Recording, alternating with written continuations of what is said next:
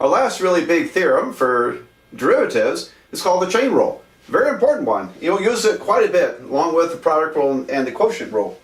And the statement of the theorem is pretty much an indication of how it's proved. So it deals with composite functions, and I know you don't see this set up very often. Maybe you saw it in college algebra or pre-calculus. The derivative of the composite function f of g of x with respect to x is the derivative of this composite function with respect to the internal function g of x times the derivative of g of x over dx. And so you can see that algebraically these differentials cancel and you're back to this statement. So that's not really a formal proof of the chain rule, but it's close enough to give you an idea why this thing works. And so give you an example. Now earlier, we haven't proven it yet, but earlier in a previous video I told you what the derivative of sine was. The derivative of sine is a cosine. Okay, great. But what if you had the derivative of sine with respect to sine, to the sine function? Now this is kind of a strange thing because up to now all you've seen is the denominator is the differential of x. It's literally the infinitesimal difference between x and x plus h as a limit as h goes to 0. That from the definition of derivative. And so it's a infinitesimal change in x. But what if my infinitesimal change is with sine x? So derivative of sine x with respect to sine x is going to be 1, isn't it? Great. Just like the derivative of x with respect to x is also 1. So it is possible to think in more abstract ways about the derivatives, not just with respect to x, but with respect to a function. All right, well, it's going to take a little while to get used to this idea. And again, I know we normally don't express things as composite functions written in f of g of x form. However, it shows up pretty often. I'll give you some examples here. So the derivative of, let's say it's 2x minus 1 to the third power over dx.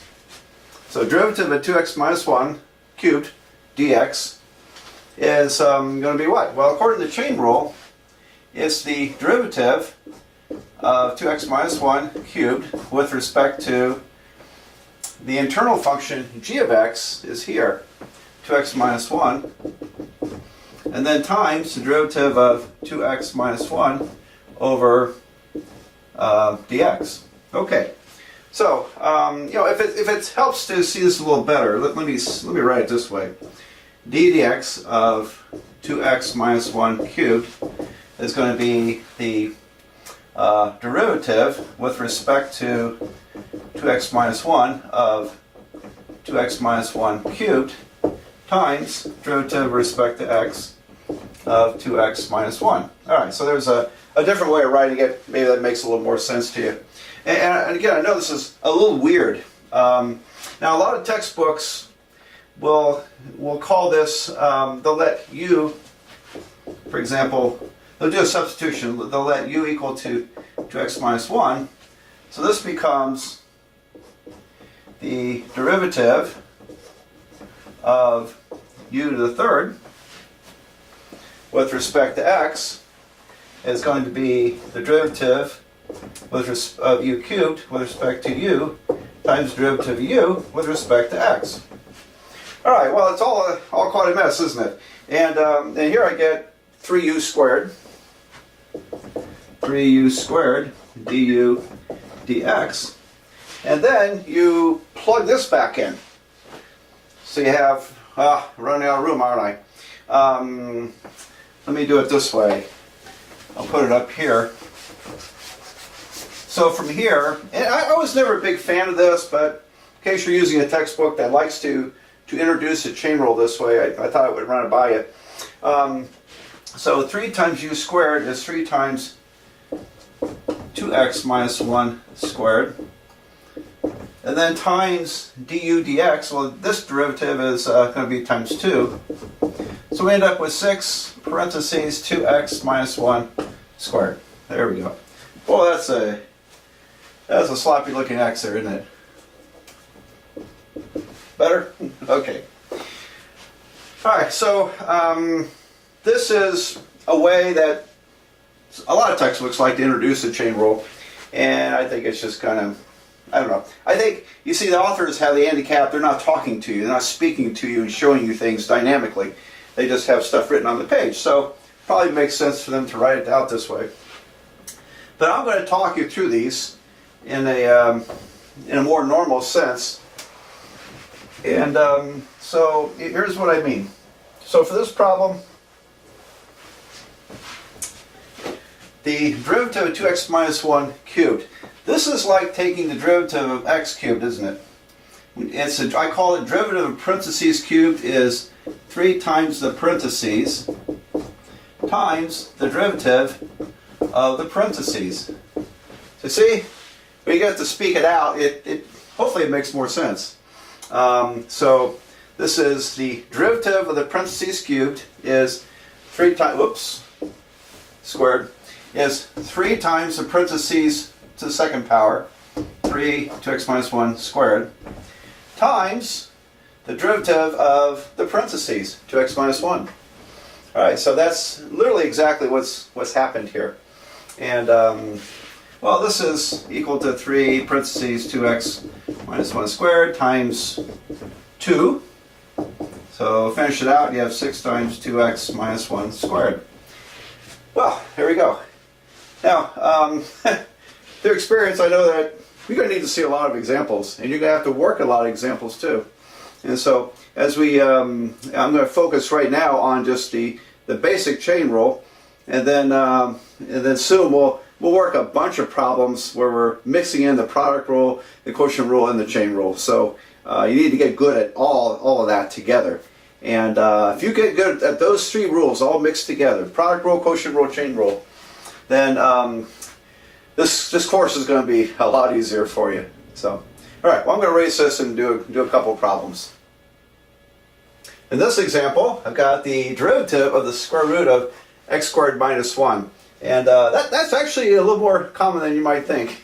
That's sort of square root of an x squared plus or minus a number. Seems to show up in various places in calculus. All right, well, now what it is, the f of g of x, f of x is the square root function. The internal function is x squared minus 1. And so as composite function, f of g of x, then f is the square root, and g of x is x squared minus 1. Alright, so if you want to link that back to the chain rule statement, you can do it that way. And so I'm going to treat this, first of all, I'm going to rewrite it as a half power. So I have the derivative with respect to x, parentheses x squared minus 1 to the 1/2 power. Okay. And so it's just like almost like taking the derivative of x to the 1/2. What do you get when you take the derivative of x to the 1/2? You get 1/2 x to the minus 1/2, don't you? All right. So up here, it's not x, it's x squared minus 1. So I'm going to get 1/2 times the parentheses, x squared minus 1 to the minus 1/2, and then times the derivative of the parentheses. So you notice the way I'm verbalizing that it's the derivative of the parentheses to whatever power equals to that times the derivative of the parentheses. And over here, I've got, this is going to be 2x, isn't it? 2x minus 0. So I have 1/2 x squared minus 1 to the negative 1/2 times 2x. And then my favorite pen is the red pen because I get to wipe stuff off. There we go. The 2's cancel. And this becomes a denominator. To the positive 1/2 power is in the denominator. And it means square root, doesn't it? So this is going to equal to x over the square root of x squared minus 1. There you go. So I think this is somehow related to secants. Okay, something like that, you know, in trigonometry. So we'll get to that eventually. But there we go. There's that one. I'll do some more. Here's the derivative of 3x plus 4 parentheses squared. Now, I'm going to do it without the chain rule, just real quick. In case any of you out there need a little more convincing that this works. If I were to multiply that out, remember we have to FOIL it. 3x plus 4 times 3x plus 4. And that becomes derivative of, let's see, 9x squared plus 12x plus another 12x. That's 24x. And then plus 16. There we go. So this is doing it by using the basics of derivatives without knowing the chain rule yet. And here I'm going to get 18x plus 24 plus 0. So I get 18x plus 24. There we go. Now, with the chain rule, I'll redo it. 3x plus 4 squared would be 2 times in parentheses to the first power, I'll leave off the 1, but it's first power, times the derivative of 3x plus 4. Eventually I won't write out this step because I figure you've had enough practice, but for now I'm going to write out that step. And then, let's see, this becomes, this is a 3, so I have 2 times 3 is 6, 6 times 3x plus 4, and, right? So, if you look at this, it's going to be 18x plus 24. See, it worked. Okay, now, let me shake this up a little bit, and instead of second power, let's make it the, I don't know, 20th power. 20th power. Alright, so, if I had 3x plus 4 to the 20th power, whew, imagine trying to multiply that out. You'd have to write out 20 of those and multiply them out. That'd be a mess, wouldn't it? And so here's where the chain rule really saves us. This would be derivative of parentheses to the 20th power is 20 times the parentheses raised to the 19th power times the derivative of the parentheses. And since this is 3, I got 3 times 20 is 60. 60 parentheses 3x plus 4 to 19th power. And so that took about 1 hour less time than doing it without the chain rule, didn't it? Alright, so very nice with that. Okay, I'll do a couple more. I'm not going to throw in the product rule and the chain rule. The product rule and the quotient rule quite yet. I'm just going to try to get you acclimated to the chain rule. This problem is the derivative of 1 over parentheses x squared minus 3x plus 4 to the third power. Alright, well, we could use the quotient rule if we wanted to. Actually, I think it's easier to not use the quotient rule in this instance. But we're still going to have the chain rule because we have a function raised to a power. That calls for the chain rule. So, I have the derivative of, I'm going to write this as x squared minus 3x plus 4 to the minus third power. Right? And then we'll, so we have our parentheses to a power. So the derivative is going to be negative 3 times the parentheses to the negative 4 power. So that's negative 3 parentheses x squared minus 3x plus 4 to the negative 3 minus 1. Remember, you subtract 1, that's going to be negative 4 times the derivative of the parentheses, x squared minus 3x plus 4. Well, now what we have in the numerator will be minus 3. And this derivative is going to be, what, 2x minus 3. My denominator, I'm going to bring this in the denominator and make it a fourth power. So I end up with negative 3. This derivative is, what, 2x minus 3. and my denominator is x squared minus 3x plus 4 to the fourth power. There we go. So very clean way of writing it, and I'd say we're done. I don't see an advantage of multiplying this constant through the parentheses, because if we have to, say if later on we set this equal to 0, in solving it would be nice to have this negative 3 factored out. So we're done with that one. Okay, I'm going to do one more that's just purely chain rule only. I think we're going to see the chain rule implemented twice here. What do you suppose? The derivative of sine squared of 4x plus 5. Now, again, we haven't explored derivatives of trig functions, but earlier I told you that we cheated. I told you that the derivative of the sine function is just a cosine function. And so, using that, how would you do this? And if you're a little rusty, when that 2 is up here, it means it's sine times sine. It's sine, the whole function sine squared. So we read it as sine squared. Alright, so I have a function squared. Derivative of the function squared will be 2 times the function, all to the first power, so that's sine to the first power, times the derivative of the function. How about that? Alright, so 2 times sine, 2 times the function raised to the first power, times the derivative of the function to the first power. Alright? And so, what happens now, I'll repeat this, sine of 4x plus 5, that part's done. And this derivative, well, the derivative of sine is cosine. So the derivative of sine of a parentheses is the cosine of the parentheses. But then the chain rule gets used again. Times the derivative of 4x plus 5. Alright, because it's the derivative of sine of a function with respect to sine, gives you the cosine of the function, times the derivative of the internal function. So here you see that the chain rule got applied twice in this problem. Okay.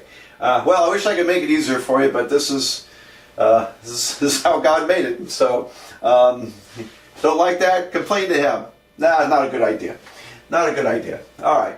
So, let's be happy we have calculus, because there's amazing things we can do with calculus. All right. So, that's how the chain rule works.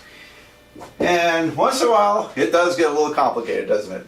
Well, that's life. All right. Now, this derivative is going to be 4. So I'm just going to cut to the chase. It's going to be 4 times 2. So I have 8 sine 4x plus 5 times cosine 4x plus 5. There you go. So 8 sine 4x plus 5 times cosine 4x plus 5. And that's how you do that derivative. And all right, well, let's see if I can think of one more problem like this. Well, this one looks kind of bad. Derivative of the cube root, and under the cube root is a square root, x squared, x to the fifth minus 2x, and then plus 3x squared. Right, so I've got functions embedded inside functions, embedded inside functions. What a mess. All right, well, I'll tell you, I could, off the top of my head, think of a way of doing a chain rule using only algebraic functions, which we're going to need the chain rule more than once. Alright, got that? So this is 1/3 power, this is 1/2 power. Let's go to the exponent powers first. And so before we start anything else, so I've got, alright, a big bracket, and under the bracket is x to the fifth minus 2x to the 1/2 power plus 3x squared. Then outside the bracket is a 1/3 power. So here's the cube root, here's the square root. And does that look right? Yeah, it looks better too, doesn't it?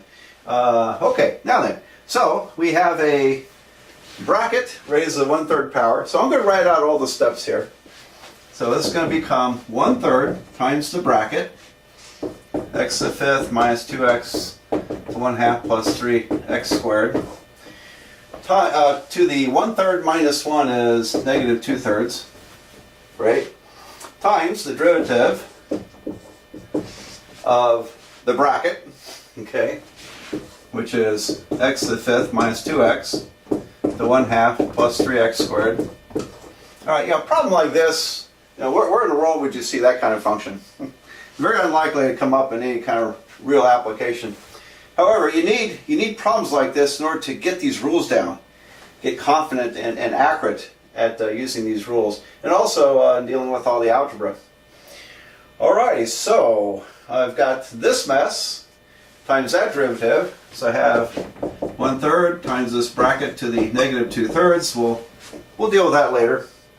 And then over here, I go inside with the derivative. I have 1/2. Derivative of the parentheses, 1/2 is 1/2 times the parentheses. 1/2 minus 1 is minus 1/2. And times the derivative of the parentheses. And then this derivative plus 6x.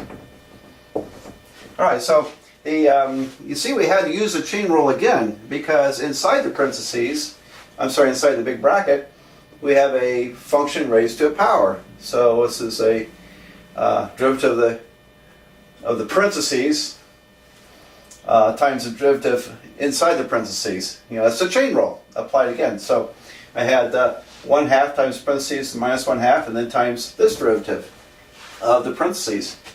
So I've had to use the chain rule twice here in this problem. All right, so now we've got, let's see. Well. All right, so I got 1/3 bracket minus 2/3. And then inside here I've got, this is going to be 5x minus 2. So let me get my red pen out here. 5x, to the 4th minus 2. I think I said 5x, but it's 5x to the 4th minus 2. Now then, let's start working with this. This is going to be 5x to the 4th minus 2 over 2 times this square root, x to the 5th minus 2x. I want to write that a little more neatly here. Kind of flub that to 2 square root x to the 5th minus 2x. Alright, so I got this times this, and these are denominators. I got 1/2, and I got a negative power comes down in the denominator, and because it's now a positive 1/2 power, it becomes a square root. Then we got the plus 6x. Alrighty. So let's see. How about we just get? Do we want common denominators? I think we ought to just keep it like this. So let's see. It's going to be. Oh man, what a mess. Well, 1/3